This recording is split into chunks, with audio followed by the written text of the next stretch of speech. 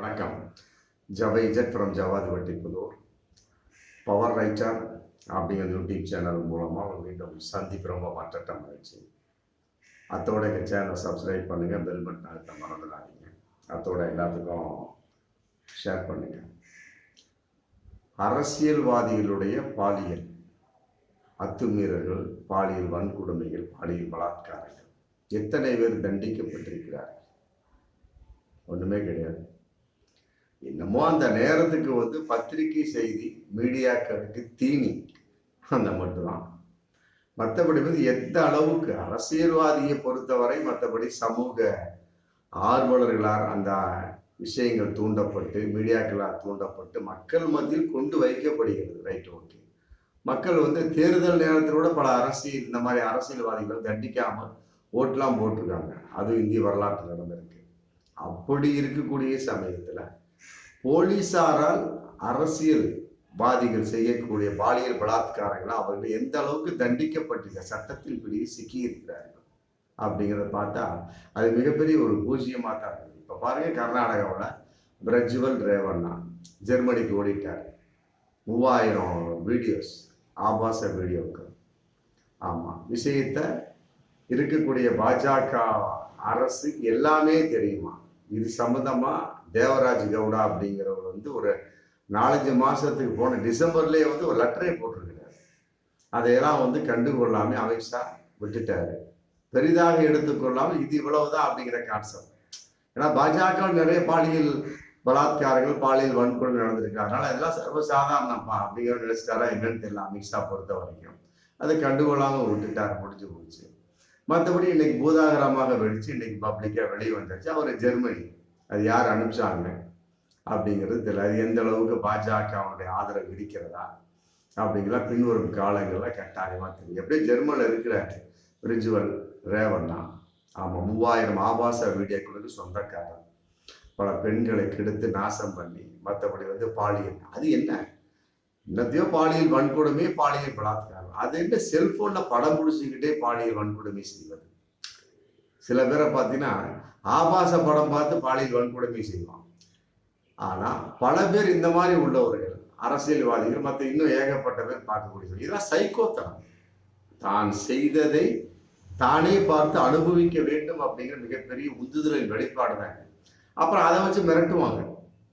ஆமா, இந்த பாரு உன்னுடைய வீடியோ இருக்குது, அதன் அடிப்படையில் மீண்டும் வரணும் அப்படின்னு சொல்லப்பட்டு பெண்களை மிரட்டுவது. அதற்காகவே வீடியோ எடுத்து இந்த பிரஜ்வல் ரேவண்ணா போன்றவர்கள் நிறைய ஏகப்பட்ட பேர் இன்னைக்கு சட்டத்தால் தண்டிக்கப்பட்டார்களா அப்படிங்கிறது மிகப்பெரிய ஒரு கேள்வி. அதன் அடிப்படையில் இன்னைக்கு லுக் அவுட் நோட்டீஸ் விட்டாச்சு. Prajwal Revanna opposite look out notice விட்டாச்சு. ஆமாம், சிறப்பு புலனாய்வுத்துறை ஆராய்ச்சி பண்ணிட்டு சிஐடி போலீஸார் பண்ணிட்டு இருக்கிறாங்க. அதே மாதிரி ப்ளூ கார்னர் நோட்டீஸ் விடலாமா அப்படிங்கிற ஒரு மிகப்பெரிய ஒரு உந்துதல் வெளிப்பாடா இன்னைக்கு ஆலோசனை போயிட்டு இருக்கு.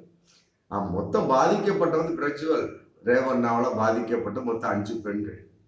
5 பெண்கள்கிட்ட மறைமுகமா வாக்குமூலம் வாங்கியாச்சு. அதை டிஎஸ்பி பகவதி அப்படிங்கிறவங்க அது சம்பந்தமா இன்னைக்கு மிகப்பெரிய ஒரு ஆராய்ச்சி இது புலன் விசாரணை இருக்கிறாங்க. அப்போ அவங்க எல்லாமே கம்ப்ளீட்டா வாங்கிட்டாங்க. ஆமா, டிஎஸ்பி பிரபாவதி. ஆமா, நீதிபதி முன்னாலே அவங்க என்னென்ன செய்தார்கள் அப்படிங்கிறத கம்ப்ளீட்டா வாக்குமூலமாக வாங்கி அதை வீடியோவை பதிவு செய்து நீதிபதி ஐயா அவங்க சைன் பண்ணி சீல் வச்சு ஒரு சீலிட்ட பதிவுல பண்ணியாச்சு. இதையெல்லாம் விட இன்னொரு கூத்து போயிட்டு இருக்கு அப்படின்னா 3000 வீடியோ இல்லையா? இதுல வந்தது புகார் கொடுத்து 5 பெண்கள் தான் தைரியமாக அதுலயும் 2-3 பெண்கள் 2 வருஷமாகவே கொடுமைப்படுத்தப்பட்டிருக்கிறாங்க. 2 வருஷமா கேட்டா நான் என்ன பண்றேன், குடும்பம் இருக்கு, கொலை செய்து விடுவோம்னு சொல்லி எங்களை மிரட்டுறாங்க. ஆமா, புருஷனை கொண்டு போடுவோம், குடும்பத்தை கொண்டு போட்டு மிரட்டாங்க. நாங்க என்ன பண்ண முடியும்? 2 வருஷத்துக்கு பின்னால இன்னைக்கு நான் பப்ளிக்கா நடந்து என்ன ஆகுன்னு பார்க்கலாம் கூட கம்ப்ளைண்ட் பண்றேன். பிரஜ்வல் ரேவண்ணா மீது அப்படின்னு அவங்க ரொம்ப பரிதாபமாக பண்ணி கொள்ள சொல்றேன். இல்லை விட 3000 பெண்கள் வீடியோ, ஒவ்வொரு பெண்களும் ஒவ்வொரு டைப்பு. அப்ப அத்தனை பெண்கள்கிட்ட எப்படி வாக்குமூலம் வாங்குவது? போலீஸாருக்கு இன்னைக்கு மிகப்பெரிய ஒரு திகைப்பா இருக்கு. அத்தனை பெண்கள்கிட்ட வாக்குமூலம் வாங்கி அத்தனை பெண்களையும் கட்டாயப்படுத்தி வர சொல்லி எப்படி? அதுலயும் சில பெண்கள் சொல்லிட்டாங்களாம், நீங்க கட்டாயப்படுத்தி நடந்து போச்சு விட்டுருங்க, அது இறைவன் பார்த்துக் கொள்வோம், மற்றபடி ஏதோ நான் சாத்தி விட்டாங்க. ஆமா, நாங்க ரொம்ப வற்புறுத்தி கூப்பிட்டீங்க அப்படின்னா கட்டாயம் நாங்க தற்கொலை செய்து கொள்வோம் அப்படிங்கிறதையும் இன்னைக்கு வந்து போலீஸார் கர்நாடகா போலீஸ்ல வந்து பாதிக்கப்பட்ட பெண்கள் சொல்லியிருக்காங்க. கொடுத்தது 5 பேர் தான்.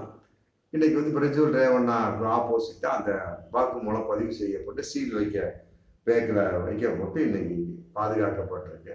ஆமா, இதுக்கு இடையில வந்து 15/5/2024 ஆமா அடுத்த வாரத்துல பிரிஜ்வல் ரேவண்ணா கட்டாயமாக டிக்கெட் பதிவு செய்து விட்டார் இந்தியா வருவதற்கு அப்படிங்கிற பகிரங்கமான ஒரு தகவல் இன்னைக்கு போயிட்டு இருக்கு. ஜெர்மனி டு இந்தியா ஃப்ளைட்ல டிக்கெட் புக் பண்ணிட்டார். இப்போ இன்டர்போல் போலீஸ் யோசிக்கிறாங்க, எப்படி நம்ம அங்க போய் கைது பண்ணியே கூட்டிட்டு வரலாமா, வந்ததுக்கு பின்னாலும் இந்தியாவில் வந்து கைது பண்ணலாமா அப்படிங்கிற ஒரு விஷயத்துக்கு போயிட்டு இருக்காங்க. ஏன்னா ப்ளூ கார்டு நோட்டீஸ் ஒட்டியாச்சுன்னா இன்டர்போலுக்கு ரொம்ப அற்புதமான ஒரு வாய்ப்பு வந்துடும். அதாவது ப்ளூ கார்டு ரெட் கார்னர் இப்படி என்ன அப்படின்னா 8 வகையான கலர்களை வந்து இன்டர்போல் போலீஸாரை பயன்படுத்துவாங்க. அது எதுக்கு, கைது செய்யப்படுவதற்காகவும் மற்றபடி குற்றவாளிங்கிற ஒரு அடையாளத்துக்காக தான். இந்த பிரஜ்வல் ரேவண்ணா சம்பந்தப்பட்ட வகையில வந்து ப்ளூ கார்னர் நோட்டீஸ் வச்சு ஒட்டிட்டான கட்டி இன்டர்போல் அவங்க போலீஸுக்கு வந்து அற்புதமான ஒரு வாய்ப்பு வந்துடும். அப்போ வந்து ஜெர்மனிலிருந்தே கைது செய்து இங்கு கொண்டு வரப்பட வேண்டும் அப்படிங்கிற எங்களுடைய விருப்பம் கூட. சாதாரண கிடையாது, ரொம்ப மிக நாடி வந்த பல பெண்களையே நாசம் பண்ணிய போன இந்த பிரஜ்வல் ரேவண்ணாவெல்லாம் வந்து விட்டு வைத்திருக்க கூடாது. ஆமா, சட்டம் என்ன செய்ய போதே தெரியல. அதனுடைய வெளிப்பாடு பார்க்கின்ற போது அதோட வரலாறுல பாக்குறப்ப எல்லாமே ஜுஜிபி. ஏன் இப்ப அவங்க அப்பாவை கைது பண்ணிட்டாங்க, ரேவண்ணா அவருடைய அந்த தேவகவுடாவுடைய பையன் ரேவண்ணாவை கைது பண்ணியாச்சு. அந்த ரேவண்ணாவுடைய பையன் பிரஜ்வால் ரேவண்ணா தான் வந்து 15/5/2020 இந்தியா வர்றப்ப கைது செய்யப்படலாம், இல்லை அங்கிருந்தே கைது செய்யப்பட்டு கொண்டு வரப்படலாம் அப்படிங்கிற ஒரு தகவல் இன்னைக்கு போயிட்டு இருக்கு. ரேவண்ணா பொறுத்த வரைக்கும் கைது செய்யப்பட்டாச்சு, ரைட், ஓகே. பண்ணை வீட்டை வந்து கைது செய்திருக்கிறாங்க. அது வந்து 2-3 பெண்கள் கொடுக்கப்பட்ட ஒரு புகாரின் அடிப்படையில் செக்கப்புக்காக போயிருக்காங்க. போகிற வகையில் அங்கே ஒரு பெண்ணை வந்து ரூம்ல அடைச்சு சித்திரவை செய்து கொண்டிருந்தார்கள் அப்படிங்கிற ஒரு தகவல் இன்னைக்கு வந்துருக்கு பாருங்க. ரேவண்ணா சம்மந்தப்பட்டவங்க அந்த அடிப்படையில் வந்து ரேவண்ணாவை சம்மந்தப்பட்ட வகையில் ஒரு 4-5 பெண்கள் கொடுத்த கம்ப்ளைண்ட் அடிப்படையில் கைது செஞ்சாச்சு. சரி, இது வரைக்கும் பிரஜ்வல் ரேவண்ணா மற்றபடி சோன்சோ இதெல்லாம் இருந்துகிட்டு இருக்கு. இதுல தப்பித்த எத்தனையோ பேர் இருக்காங்களா, அதே தான் பிஜேபி பிரிட்ஜ் பூசன் இழந்த 7 வீராங்கனைகள் வந்து தடகள வீராணி கம்ப்ளைண்ட் பண்ணாங்க, அவரை கைது பண்ணியாச்சு. ஒண்ணுமே கிடையாது, எங்க இருக்காருன்னே தெரியல, அந்த கம்ப்ளைண்ட்ஸ் என்ன ஆச்சுன்னே தெரியல. அதான் இத்தனைக்கு அவரு பிஜேபி தான். இப்ப நடந்திருக்கிற மாஜாதா மதச்சார்பற்ற ஜனநாயகத்தை அந்த தேவகவுடாவோட கட்சியும் பாஜகவும் திடீர்னு கூட்டணி சேர்ந்தாங்க. இதுக்கு மேல கூட்டணி இல்லை, திடீர்னு கூட்டணி சேர்ந்து இந்த நாடாளுமன்ற தேர்தல் ஒரு கட்டத்தை இது 26 போன 26 நடந்த நாடாளுமன்ற 14 தொகுதி அட்டன் பண்ணிட்டாங்க. இப்ப வரக்கூடிய 7ஆம் தேதிக்கு 14 தொகுதி மக்கள் எவ்வாறு ஓட்டு போடுவார்கள் அப்படிங்கிற கேள்விக்கு பகிரங்கமா போயிட்டு இருக்கு. இதன் அடிப்படையில் பாஜக மிகப்பெரிய ஒரு பதட்டமாக இருந்து கொண்டிருக்கிறாங்க. அதையெல்லாம் கூட தேவகவுடா கட்சியிலும் அவ்வளவுதான், நாம கட்டாயமாக ஓட்டு விடாது. அவர்களோடு சேர்ந்த பாஜகவுக்கு இது மிகப்பெரிய ஒரு சாட்டர்டே அமைய போயிருது. ஆமா, அப்படிங்கிற சமயத்துல பாஜகவோட நிலைமை வந்து இன்னைக்கு கர்நாடகாவில் மிகப்பெரிய ஒரு திரையிடத்தம். சட்டசபை தேர்தல் அடிப்படையில் வாரி வழித்து ஒதுக்கப்பட்டாச்சு. இன்னைக்கு வந்து யார் யார்கிட்ட அப்படிங்கிறது சேரக்கூடிய ஒரு விஷயம் இல்லையா, நல்லவர்களோடு சேரக்கூடிய சமயத்துல கட்டாயம் நன்மை நடக்கும். ஆமா, பாஜகவோட மாஜாதாக்க கூட்டணி சேர்த்தல் இப்படி ஒரு சூழலாம், இல்ல மாஜகவோடு தேவகவுடா கட்சியோடு பாஜக சேர்ந்து இப்படி ஒரு நிலைமையா அப்படிங்கிறது நமக்கு தெரியும். பாஜகனே முடிஞ்சு போச்சு, அது மிகப்பெரிய சில பேர் சொல்றாங்க பாலியல் ஜல்சா கட்சின்னு சொல்றாங்க, அதை நாங்க சொல்ல மாட்டோம். அப்படி ஒரு சூழல் அடிப்படையில் இவர்களுடைய புத்தி அவர்களுக்கு வந்து விட்டதா அப்படிங்கிற கேள்வி இதுல போயிட்டு இருக்கு. ஆமா, சேருவாரோடு சேர்ந்தா நம்ம பசுமாடு என்ன பண்ணும், ஆமா அதைத்தான் திங்கும், மலத்தை திங்கும் அப்படிங்கிற பழமொழி கிராமத்தில் இருக்கு. அதன் அடிப்படையில் இவர்களுடைய வெளிப்பாட்டின் வெளிப்பாடா, மற்றபடி வந்து அமித்ஷா வந்து இன்று வரை வாயை திறக்கவில்லை. சொல்லியிருக்காரு சட்டப்படி நடவடிக்கை எடுக்கும் சொல்லியிருக்கிறாரு, மற்றபடி எந்த வகையிலையும் வந்து உதவி செய்யக்கூடிய அளவுக்கு இல்லை அப்படிங்கிற விஷயம் இதுல போயிட்டு இருக்கு. ஆமா, அதன் அடிப்படையில் மோடி இன்றைக்கு வாய் திறக்கல, மணிப்பூர் சம்பந்தப்பட்ட வகையில் வாய் திறக்கல, இந்த கர்நாடகா பிரஜ்வல் ரேவண்ணா சம்பந்தப்பட்ட வகையில் வாய் திறக்கலாம். மோடி வந்து வாய் மூடியாக இருக்கிறார் அப்படிங்கிறது இதுல இருந்து தெரியும். இருந்தாலுமே இதுக்கு முதல்ல என்னென்ன நடந்துச்சு அப்படிங்கிற பார்க்கக்கூடிய சமயத்துல என்னத்த இந்த அரசியல்வாதிகள் செய்த பாலியல் வன்கொடுமை பாலியல் பலாத்காரத்து சட்டப்படி என்ன தண்டனை கொடுத்து விட்டது அப்படிங்கிறத பார்க்கக்கூடிய சமயத்துல போன மாசம் கூட எடியூரப்பா மேல கூட கம்ப்ளைண்ட் கொடுத்தாங்க ஒரு 1.5 மாசம் இருக்குன்னு நினைக்கிறேன். பாஜக எடியூரப்பா மேல கர்நாடகா என்ன ஆச்சு? இது வரைக்கும் எந்த ஒரு கம்ப்ளைண்ட்டும் கிடையாது, இது ஒரு விசாரிப்பும் கிடையாது. மற்றபடி வந்து இது வரைக்கும் எடியூரப்பா மூல போக்சோ சட்டம் பாய்ந்து விட்டதா? இதே ஒரு சாதாரண ஒரு அப்பை சுப்பனா தான் பாஞ்சிருக்கு இல்லையா? அதே மாதிரி வந்து 2007 அதே மாதிரி எடியூரப்பாவுடைய செயலாளர் எம்பி ரேணுகா சையா அவர் மேல வந்து நர்ஸ் ஜெயலட்சுமி அப்படிங்கிற வந்து பாலியல் புகார் கொடுத்தாங்க 2007. அன்னைக்கு பாஜக ஆட்சி போயிட்டு என்ன செஞ்சுட்டாங்க? ஒண்ணுமே செய்யல. எந்த ஒரு குற்றச்சாட்டு பதிவு செய்யறாங்க, மற்றபடி விசாரிக்கிறாங்க, அப்புறம் கான்ஃபர்மேஷன், மற்றபடி அமௌண்ட்டை கொடுத்து அமுத்திடுறாங்களா அப்படிங்கிறது தெரியல. அப்புறம் வாபஸ் வாங்கப்பட்டு வற்புறுத்தப்படுகிறார்களா அப்படிங்கிறது தெரியல. அதுவும் ஒன்றும் இல்லாமல் போச்சு. அதே வந்து 2012 அதே பிஜேபி எடியூரப்பா முதல்வராக இருக்கிற சமயத்துல சட்டமன்றத்திலே வந்து 3 அமைச்சர்கள் வந்து பிஜேபி அமைச்சர்கள் வந்து வீடியோ பார்த்தாங்க, ஆபாச வீடியோ. என்ன ஆச்சு? எந்த தண்டனையும் கிடையாது. அந்த 3 அமைச்சர் ராஜினாமா பண்ணாங்க, அவ்வளவுதான், வேற ஒன்றும் கிடையாது. அதே மாதிரி 2014 அதே பிஜேபி ஆட்சி நடந்திருக்கிற சமயத்தில் எஸ்.ஏ. ராமதாஸ் மீது புகார், திருமணம் செய்வதாக இப்படி ஏமாற்றியதாக வந்து ஒரு புகார் கொடுக்கப்பட்டது. அது என்னாச்சு? ஒன்றுமே கிடையாது. இன்னைக்கு வரைக்கும் எந்த பிரச்சனையும் கிடையாது. அதே மாதிரி 2017 காங்கிரஸ் சீதாராமையா ஆட்சியில ஹெச்ஒய் இன்னைக்கு ஆண்டுட்டு இருக்காரு பார்த்தீங்கன்னா சீதாராம், அவர் ஆட்சியில 2017 ஹெச்ஒய் மேட்டி அப்படிங்கிற ஒரு மீதுல வந்து ஒரு மிகப்பெரிய ஒரு பாலியல் சட்டசபையிலேயே புகார் வந்த சப்ஜெக்ட். அவருடைய என்ன பதவி ராஜினாமா பண்ணார், அவளை மற்றபடி ஒண்ணுமே கிடையாது. அதே மாதிரி 2019 பாஜகவுடைய அரவிந்த் லிம்பாஜி செக்ஸ் வீடியோ பார்த்தாரு அப்படின்னு மிகப்பெரிய ஒரு புகார் வந்தது. ஆமா, சட்டசபையிலே பார்க்கறது, ஆமா, பிரச்சனையே கிடையாது. எதுக்கு வீட்டில் உட்காந்தா மனைவி திட்டுவா, தெருவில் உட்காந்தா 10 பேர் அடிப்பாங்க, சட்டசபையில் உட்காந்தா குழு ஜம்முன்னு சட்டசபைக்கு போன மாதிரி ஆச்சு, செக்ஸ் வீடியோ பார்த்த மாதிரி ஆச்சு. எப்பெல்லாம் பாருங்க. அதுக்கு என்னாச்சு? அரவிந்த் லிம்பாடி ஏதாவது பாஜக அரசு முடிவெடுக்கிறதா? மற்ற சட்டப்படி ஏதாவது நடவடிக்கை? ஒண்ணுமே கிடையாது. அதே மாதிரி 2021 பழையபடி எடியூரப்பா வர்றாரு, பிஜேபி வேலை வாங்கி தருவதாக அன்றைக்கு பிஜேபி அரசு அமைச்சர் ரமேஷ் ஜார்கிஹோலி வீடியோ பார்த்தாரு. ஆமா, இது வேலை வாங்கி தருவதாக ஒரு ஏமாத்தி செக்ஸ் வீடியோ சம்பந்தப்பட்ட வகையில் மிகப்பெரிய ஒரு பாலியல் வன்கொடுமை செய்தார். அவர் தண்டிக்கப்பட்டாரா? ஒண்ணுமே கிடையாது. இது மாதிரி ஏகப்பட்டது நம்ம அடுக்கிக்கிட்டே போகலாம். பொதுவாக வந்து இந்த மாதிரி விஷயங்களை பொறுத்த வரைக்கும் என்ன அப்படின்னா, மீடியாக்களுக்கு தீனி, ஆமா, பத்திரிகைகளுக்கு செய்தி, அவ்வளவுதான். மற்றபடி வந்து எத்தனை அரசியல்வாதிகளை இந்த சட்டம் தண்டித்து விட்டது, எத்தனை அரசியல்வாதி இன்னைக்கு கம்பி எண்ணி கொண்டிருக்கிறார்கள். அப்படி பாக்குறப்ப எடியூரப்பாலாம் வந்து இன்னொரு அவர் மேல ஒரு புகார் கூட ஒரு வீடியோ இருக்கு.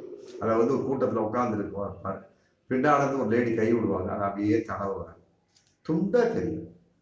ஆமா, அந்த மாதிரி வீடியோக்களும் எனக்கு இருக்கு. என்னத்தை எடியூரப்பா மேல இந்த சட்டம் பாய்ந்து விட்டது? ஒண்ணுமே கிடையாது.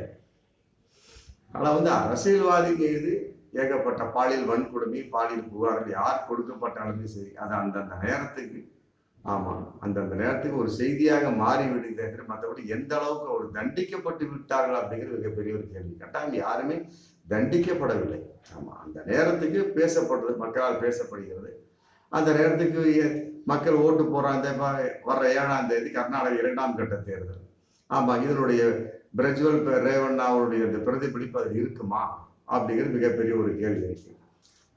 7ஆம் தேதி, மற்றபடி 15ஆம் தேதி அவர் வந்துடுறாரு, இந்தியாவுக்கு ஜெர்மனிக்கு வந்துடுறாரு. மற்றபடி வந்து போலீஸ் அரெஸ்ட் பண்ணாலுமே கூட எந்த அளவுக்கு அவர் சட்டப்படி நிறுத்தப்படுவார், தண்டிக்கப்படுவார்கள் அப்படிங்கிற கேள்வி இதுல போயிட்டு இருக்கு. மத்தியில பாஜக வாய்மூடித்தனமா இருக்கு. முடிஞ்சு போச்சு, அவ்வளவுதான். இதற்கு முன்னால் உள்ள வரலாறுகளை புரட்டி பார்க்கக்கூடிய சமயத்துல அதே முடிவு தான் நடந்து கொண்டிருக்கிற. பாலியல் வன்கொடுமை, பாலியல் பலாத்காரம் சம்பந்தப்பட்டவைன்னு அதே தான். இப்ப சமீபத்தில் பிரிட்ஜ் பூசனே பாருங்களேன், பாஜக கைது செய்துட்டாங்களா? ஒண்ணுமே கிடையாது. இந்த இங்க கேட்டி ராகவன், ஆமா, ஒண்ணு பூஜை அறையிலே பலாத்காரம். என்ன ஆச்சு? ஒண்ணுமே கிடையாது. எந்த ஒரு இதுவும் கிடையாது. கம்ப்ளைண்ட் மற்ற சோர்ஸ், காயத்ரி ரகுராம் எவ்வளவு கம்ப்ளைண்ட் பண்ணி மற்றபடி சோர்ஸ் என்னென்னமோ பேசுறாங்க. அது சம்பந்தமா பேச்சுவாக்கிலே போய் விட்டதை மற்றபடி பப்ளிக்கா ஒன்றும் வரல. ஆனா இதெல்லாம் சட்டப்படியே மாட்டிக்க ஒரு விஷயம், வீடியோ கான்செப்ட் இருக்கு. இருந்தாலுமே கூட அப்படிப்பட்டவர்களுக்கே ஒண்ணுமில்லை அப்படிங்கிற பிரிட்ஜ் பூசல் 10 சோர்ஸோ இதெல்லாம் என்ன விஷயம்? ஒண்ணுமே இல்லை. காத்தில் கரைந்து விட்ட கற்பூரமாக மாறிவிடும் என்பதுதான் பகிரங்கமான உண்மை. அதனால மக்கள் நம்ம பேசுறோம், அவ்வளவுதான், அதோட முடிச்சு. ஏதோ ஒரு புதுமையான ஒரு கதையை பேசுவதை போன்று ஒரு வித்தியாசமான ஒரு நம்ம இப்போ அந்த காலத்துல பார்ப்பாங்க பாருங்க, ஒரு ஜி பூம்பா கதைகளை கேட்பதை போன்ற ஒரு விஷயத்தான ஒழிய மற்றபடி சட்டப்படி எல்லாம் இவர் எந்த அளவுக்கு தண்டிக்கப்பட்டார் என்பது மிகப்பெரிய ஒரு கேள்விகள் தான். ஆமா, அதனால மக்கள் தண்டிக்கணும், மக்கள் தண்டிக்கணும். இருந்தாலும் இந்த பாலியல் வன்கொடுமைகள் தீருமானா தீராது. தண்டித்து கொண்டே இருக்கும் வரை கட்டாயமா அவர்களும் செய்து கொண்டுதான் இருப்பார்கள். அதே நேரத்தில் அவர்கள் செய்து கொண்டிருக்கிற மக்களும் தண்டித்து கொண்டே இருக்க வேண்டும் என்பதுதான் ஜனநாயக மக்களாகிய நம்முடைய கடமையாக இருக்க வேண்டும் என்பதுதான் எல்லோருடைய எதிர்பார்ப்பாகவும் இருந்து கொண்டிருக்கிறது. மீண்டும் அடுத்த வீடியோ சந்திப்போம். நன்றி.